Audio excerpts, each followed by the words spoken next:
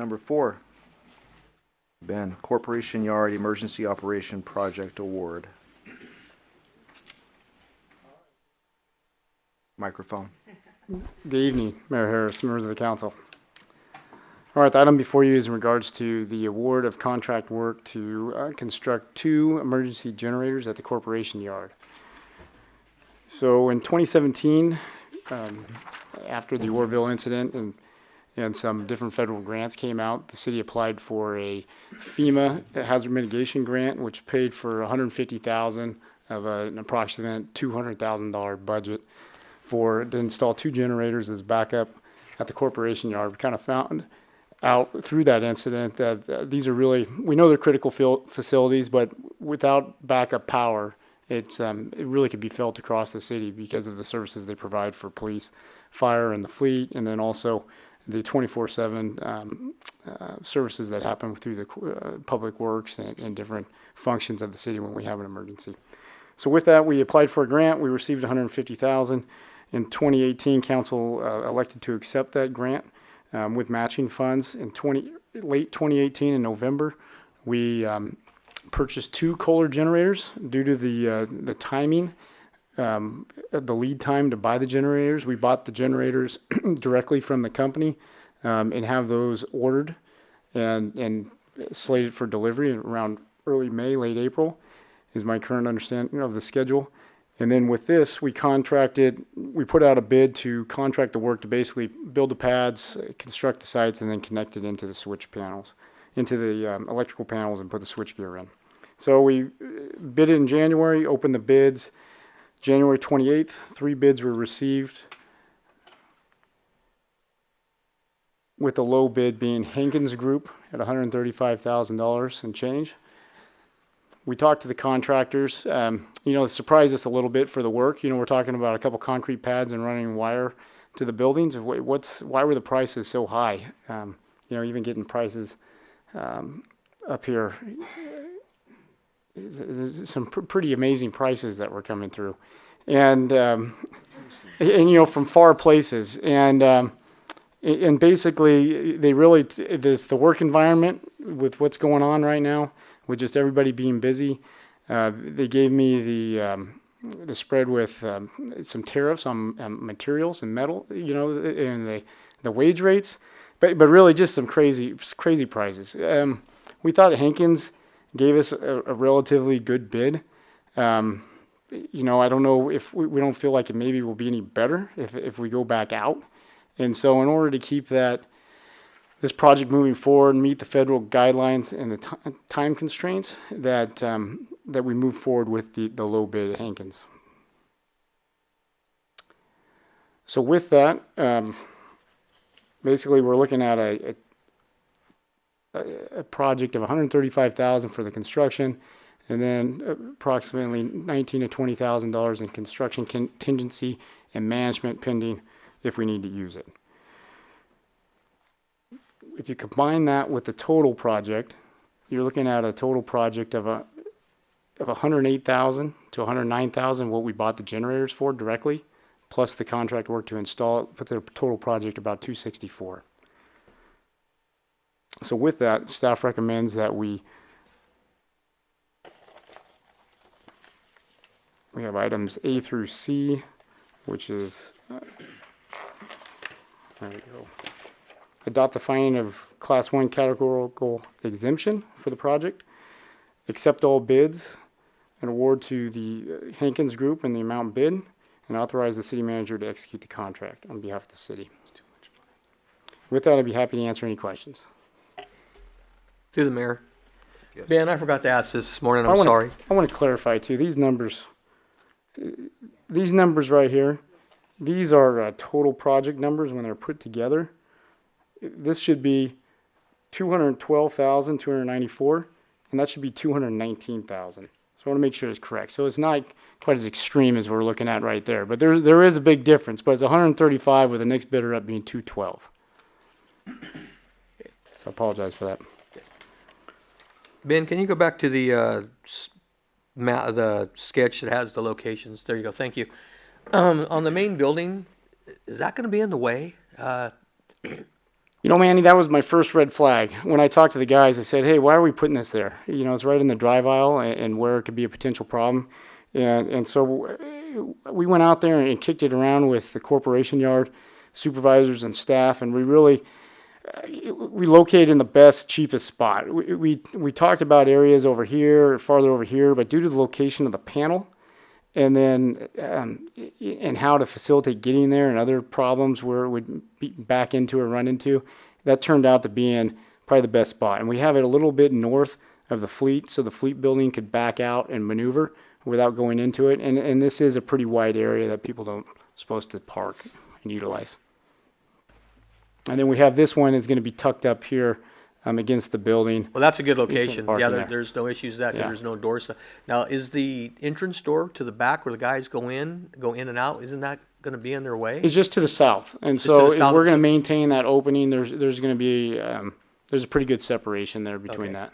Okay, I just saw it's like, man, that's a poor spot, but okay, thank you. Questions? Ben, I appreciate you catching the math there on the difference. So it is 212,295. Correct. The second bidder, BM Builders Incorporated, this should be $294, Right, and then the third bidder, PC Incorporated of Grover Beach, was $219,350. right. I don't know how those slipped in here, and apologize for that confusion. But No, the staff I- report is correct. Yeah, thank you. I just wanted to confirm on that. Through the mayor. Yes, sir. Ben, first of all, good job on preparing for our future in case of emergency. My prior military background, we always did this. And these are questions that I've asked our city manager when I was touring public works, is how redundant we are and things of that nature. So kudos on that. The problem that I'm having an issue with in our contracts is, why do we build in, it seems like on every contract, a 10% contingency? I know why we're paying more, and it's because we're paying a premium for services because everybody's working right now. And so to get the job, we're going to pay a little bit more than a 92. That's why we're at 135. But a 10% contingency for change orders in the private sector, you're going to get change orders that's going to hit the 10%. And I realize it's to prevent to come back before the council to keep the project moving. But what is our average dip into contingency fees, and why can't we tighten this up to where it's more along the lines of 5%, 4%?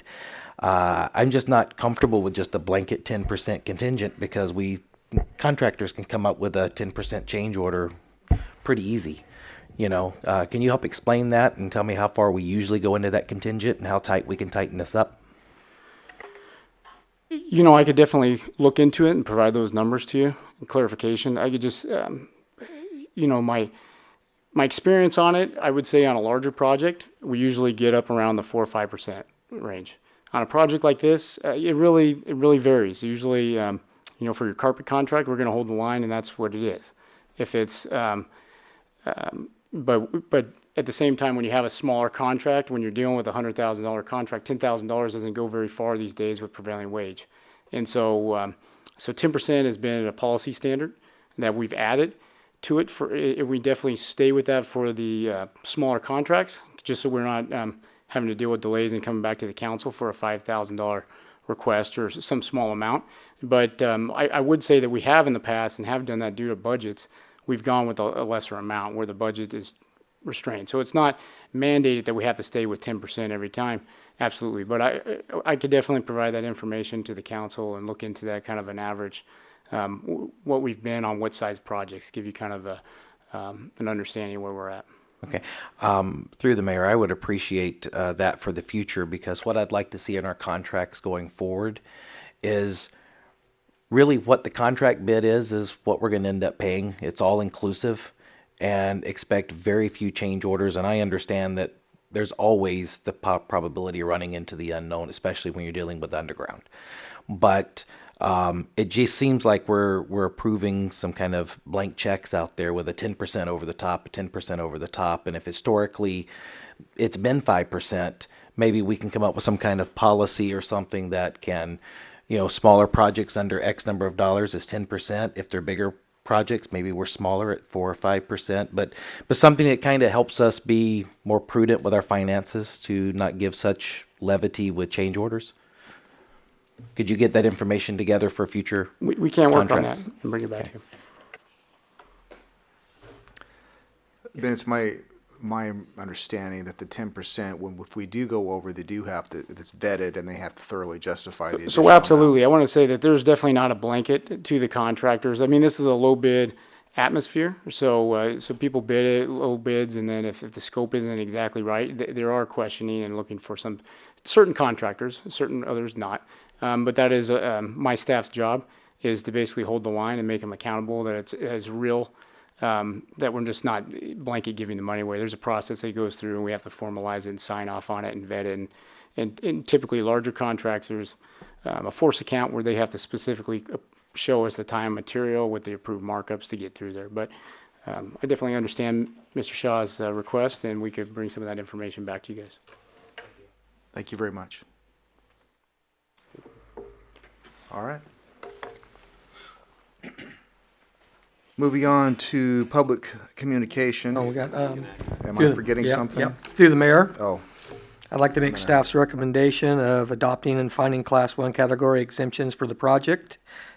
B, accept all bids awarded the bid to the lowest response. The bidder to Corporation Yard Emergency Projects to Hawkins Group in Chico for the amount of $135,066. And C, authorize the city manager to execute the contract on behalf of the city and compliance with the material terms and conditions presented by the attached agreement, subject to review and approval of legal from our city attorney. And through the mayor, if I may, before we vote on it, if you could open it up for public comment, that would also be appreciated. sure. Thank you. So opened. Yes, sir, Philip. Please step up to the podium if you have a question. I can just what size of units are you putting in? Bill, we need you to step up to the podium so you're recorded, please.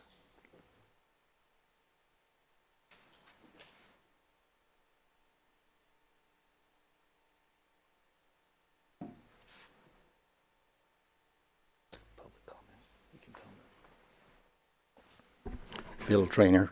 I would ask what size the units are. You have 2 Kohler units. Are they 35 megawatts, 35 kilowatts, 35 ohms? What are they? The public should know. Thank you. Ben, is that a question you can answer right now? You know, he caught me off guard on that one, All right, so no I problem. apologize on that. But Mr. Trainer, I will be happy to follow up, and we'll release the information. Very well, to thank them you out. very much for doing There that. was a lot of thought actually put into that based on the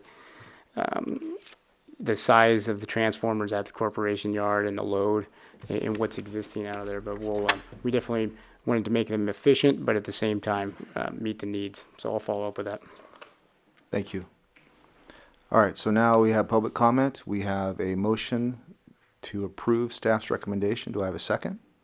I'll second. Thank you very much. All those in favor, please signify by saying aye. Aye.